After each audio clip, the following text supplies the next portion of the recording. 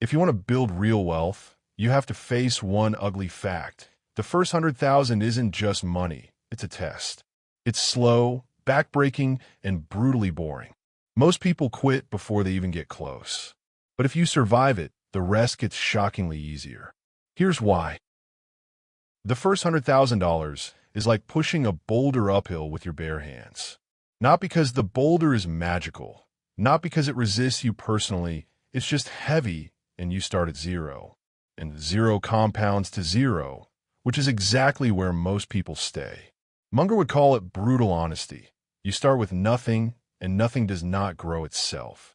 You think you'll get rich fast by investing in the latest craze, buying crypto, or flipping houses. That's cute. The harsh reality is the first $100,000 demands habits most people refuse to adopt. Saving feels like punishment. Investing feels trivial. Watching your neighbor buy a shiny car while you tuck away $100 feels unfair. But fairness doesn't get you anywhere. Discipline does. Munger often recounted his own experience. Born during the Great Depression, he watched money evaporate from families, friends, and businesses. It wasn't theory, it was survival. Poverty and failure leave scars. And if you're smart, they teach lessons no classroom ever can. The first $100,000 isn't just a milestone. It's proof you can endure long enough for compounding to do the heavy lifting. And here's the irony. Once you hit that mark, momentum changes. 10% returns on 100,000 is visible. 10% on nothing? Invisible. The early years are agony. Yes, but they forge habits that determine whether you'll ever be wealthy. Saving when it hurts, investing when it seems trivial, ignoring the shiny distractions. That's the blueprint. Munger didn't mince words. Nobody can help you if you don't save. Not Buffett, not me, not God. And he was right. Survival and stubbornness come first. Wealth is a byproduct. The first $100,000 is hard because life starts at zero and doesn't cut you breaks. It's a test of endurance, patience, and a willingness to look boring while the world chases excitement. Fail here, and the rest of your life is playing catch-up. Habits, my friends, are everything. You can have the sharpest mind in the room, but if you spend your life chasing novelty and ignoring the basics, you'll still be broke. Munger often said the simplest rules are the hardest to follow. Save when it hurts. Invest when it feels trivial. Ignore the neighbor with the shiny car. That's it. Most people fail because they complicate life unnecessarily. They think wealth comes from clever tricks or insider knowledge. It doesn't. It comes from repetition, discipline, and a refusal to be dazzled by nonsense. When I was young, $1,000 felt like a fortune. I saved it and watched it earn $20 in a year. That's 2%. Painful? Absolutely. But the joke is on those who laughed at the small sums, because those small sums disciplined over decades become a mountain. The compounding engine doesn't care about flashiness or talent. It only rewards consistency and stubbornness. Most people want shortcuts. They gamble in casinos. They buy hot tips. They think a clever move will make them rich overnight. That's called stupidity with enthusiasm. The real winners are boring. They live below their means, invest steadily, and refuse to chase every shiny object. Munger called it being slightly less stupid than the average person. That's the brutal truth. The funny thing about good habits is that they feel useless at first. Investing $100, saving $50, ignoring peer pressure, feels like nothing. But decades later, those small, boring decisions determine your entire future. You don't need genius. You need stubbornness. You need patience. You need the ability to resist drama, envy, and temptation. Build these habits early, and your first $100,000 isn't a miracle. It's inevitable. Ignore them, and you'll stay broke forever. That's life. No sugar coating. Envy. The only sin where you get nothing and feel miserable anyway. Munger had little patience for it, and neither should you. Most people don't fail because they lack skill. They fail because they look around, see someone else with a bigger house, a fancier car, or a yacht, and decide to compete in a game they didn't even sign up for. It's ridiculous, But humans are suckers for comparison. Envy drives consumption. Suddenly your old car feels inadequate, your savings feel worthless, and your discipline seems pointless. Meanwhile, the guy you're envying might be over-leveraged, addicted to debt, or living a nightmare you can't see. But you don't care, do you? You just want to look like him. That's how ordinary people get trapped in cycles of borrowing, spending, and despair. Munger called it being stupid for appearance's sake. And it's deadly. The cure? Stop comparing. Focus on your pile. Ignore the Joneses.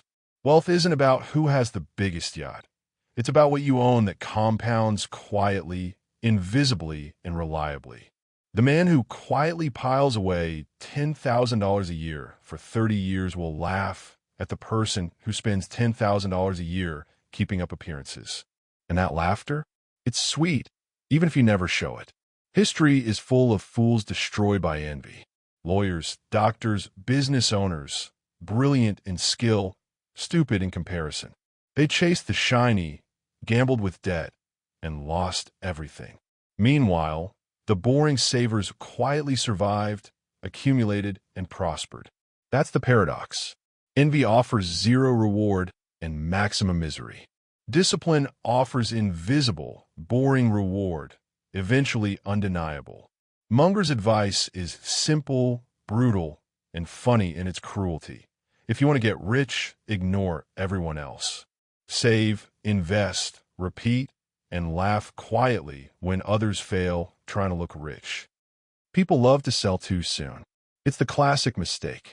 You buy stock, it goes up a little, and your hands start shaking. Maybe I should take some profit, you say. Maybe you should, maybe you shouldn't, but most of the time, selling early is just fear disguised as prudence. Munger would call it idiotic impatience. The secret is patience, but not the kind that makes you a monk meditating on a hill. Patience that works is grounded in understanding value. You buy something worth a lot more than what you paid for, and you hold it until the world finally notices. You don't sell because the market wobbles or because your neighbor brags about his 10% return in a week. That's not investing. That's gambling with a nervous tick. I've seen brilliant people blow fortunes by locking in gains early, only to watch the asset multiply tenfold. It's painful to watch, but entirely preventable. Ask yourself, would I buy this at this price today? If yes, you hold. If no, you sell. Simple, but nobody wants simple. Everyone wants drama, a story, a feeling of control over chaos. That's how you get eaten alive by your own impatience. There's also the emotional side. Selling too soon feeds envy, regret, and self-doubt. You sell early, the price skyrockets, and suddenly you feel stupid. You sell late, it crashes, and suddenly you feel smart. The joke is, timing the market is impossible. You win by ignoring the market's drama, focusing on value, and holding your nerve. The lesson: stop being a coward in a world that rewards courage. If you've done your homework, bought wisely, and understand what you own, holding is usually the smartest move. The market is a noisy, violent place, but your patience, that's your edge. Don't waste it. The circle of competence is a simple, brutally effective idea. Know what you know, and just as importantly, know what you don't know. Munger didn't mince words. Step outside your circle, and you're basically volunteering to be stupid. Yet, most people wander into areas they barely understand, thinking intelligence is transferable. It isn't. Imagine someone trying to trade biotech stocks without understanding biology, or someone managing options with no clue about derivatives. They're not clever. They're reckless. Most failures in investing and in life are failures of humility. People overestimate themselves. They think they're geniuses because they read a book or heard a podcast. Munger calls it knowing a little and thinking you know everything. Dangerous. The funny thing about circles of competence is that they're tiny. Most people think their circle is huge, but really it's microscopic. The key is to stay inside your circle, operate there relentlessly, and expand it only slowly. Learn the edges, but don't risk the center. It's not glamorous. It's boring. And yet it works. You see, your circle is like a fenced yard. Step outside, and you get mauled. Stay inside, and you can roam freely, grow steadily, and avoid disasters others invite upon themselves. The trick is knowing where the fence is. That comes with experience, honesty, and a brutal assessment of your own limits. Munger's advice is almost comically simple. If you stick to what you know, you have a huge advantage over people trying to impress with brilliance. You don't need genius. You need discipline. You need honesty. You need to stay in your yard while the world crashes around the clueless. And when you inevitably expand your circle, do it slowly, cautiously, and without drama. Life is long. Act accordingly. Most people chase jobs instead of opportunities. They think climbing ladders is life, but ladders lead to other people's castles. Munger's philosophy? Own your work, or someone else will own you. There's no nobility in trading your life for a title, bonus, or badge. Real wealth is freedom. Real wealth is control. A careerist spends every waking hour maximizing approval from bosses and peers. A business owner, investor, or independent thinker spends it building something that will outlast them. One path is a treadmill, the other freedom. And yet, the treadmill is irresistible to most. Safety, recognition, and social validation are seductive. You'll watch people sacrifice decades for it, only to retire exhausted and broke. Munger liked to remind people that careerism blinds judgment. People take risks for the wrong reasons. They chase the prestige of Wall Street, the glamour of Silicon Valley, the applause of the crowd. And then they discover the money isn't theirs, the freedom isn't theirs, and the decisions weren't theirs. They've been owners of nothing but stress. The antidote? Ownership. Own something. Own your business. Own your investments. Own your time. Munger's genius isn't complicated. It's practical. Freedom compounds like money. The earlier you start, the better. When you control your own destiny, you stop worrying about appearances, envy, and foolish competition. You focus on creating, building, and holding. And that's when life starts to make sense. Debt is like a leash with spikes. People get it thinking it's a tool, but it usually ends up as a chain. Munger called it voluntary slavery. It doesn't matter if it's credit cards, loans, or the kind of debt disguised as investments. Most people can't handle it. They borrow to impress, to consume, or to feel alive. Then they panic when the bill comes due. Drama is the next poison. If you surround yourself with people who thrive on chaos, envy, and gossip, you inherit it. Munger didn't care about popularity contests. He cared about outcomes. And outcomes are rarely produced in noisy, high-drama environments. You want to grow? Minimize drama. Focus. Keep life boring. Boring is underrated. And dumb people? Avoid them. Not because you're elitist, but because stupid is contagious. It spreads faster than a virus. You debate nonsense. You follow nonsense. You invest in nonsense. You end up broke, frustrated, and resentful. Munger's advice: identify people who make consistently poor decisions and limit your exposure. It's not personal. It's survival. Combine these three: debt, drama, and dumb people, and you have a recipe for disaster. Most failures in life are predictable if you understand these three. Avoid the leash, avoid the noise, and avoid the fools. You'll have more time, more freedom, and fewer regrets. It's remarkably simple, but remarkably effective. Life is complicated enough. You don't need extra chains, chaos, or contagion. Keep your circle small, your habits disciplined, and your judgment clear. Avoid the pitfalls others stumble into blindly. It won't make you popular, but it will make you rich, sane, and maybe even happy. If you've paid attention, here's the summary prescription, Munger style. First, know your circle. Understand what you know, and more importantly, what you don't. Ignore the rest. It's all noise. Second, focus relentlessly on long-term value. Don't sell early. Don't chase fads. Patience compounds like compound interest. Third, develop habits that win.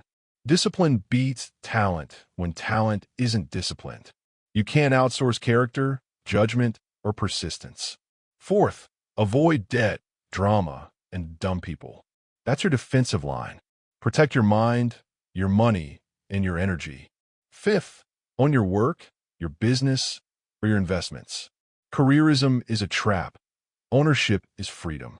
Munger liked to sprinkle humor in his wisdom.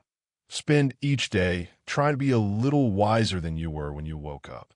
Simple advice, but deadly effective. He didn't promise excitement, glamour, or viral Instagram posts. He promised something better. Results. If you follow these principles, you'll do better than most without trying to be smarter than everyone.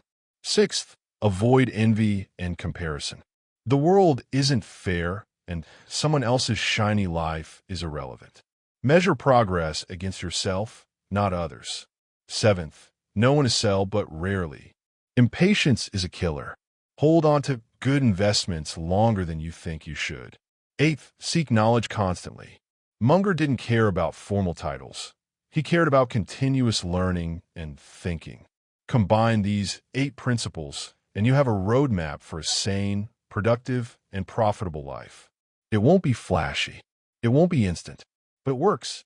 Munger's final prescription is anti-dramatic, anti-gimmick, and brutally practical. Follow it, and life stops being a lottery. It becomes something you control, step by step, decision by decision. So what now? You've listened. You've learned, or at least nodded along pretending to. Now it's time to act. Knowledge is useless if it sits in your head like a dusty book. Munger didn't hand out guarantees. He handed out principles. Apply them. Every day. Relentlessly. Start with your circle. Write down what you know and what you don't. Identify debt you can eliminate immediately. Remove drama from your environment. Reassess your ownership, career, investments, time. Ask yourself, am I building something, or am I trading illusions for approval? If the answer is anything but building, change course. Next, cultivate habits that compound. Read. Think. Avoid impulsive decisions. Ignore envy. Ignore comparison. Ignore the world's obsession with instant gratification. Munger believed patience is underrated. Let be your weapon. Hold investments, hold principles, hold your sanity. Surround yourself with the right people. Avoid fools, drama, and negativity. Invest in your knowledge, not just your money. Remember, your network is your net worth, but only if it adds value, not chaos. Finally, remember humor. Life is unpredictable. Munger often laughed at the absurdity around him because he understood that seriousness without wit is misery. Laugh at the market, laugh at human folly, laugh at your mistakes, but never at the principles that work. Take action today. One step, one decision, one investment at a time. Build your circle, build your habits, build your freedom. Don't wait for perfect timing. Don't wait for permission. Munger didn't. And if you do it right, you'll look back decades from now and realize that your success wasn't luck. It was disciplined, patient, and thoughtful action every single day. If this taught you something new, hit like and subscribe. It helps more people discover these lessons that actually matter.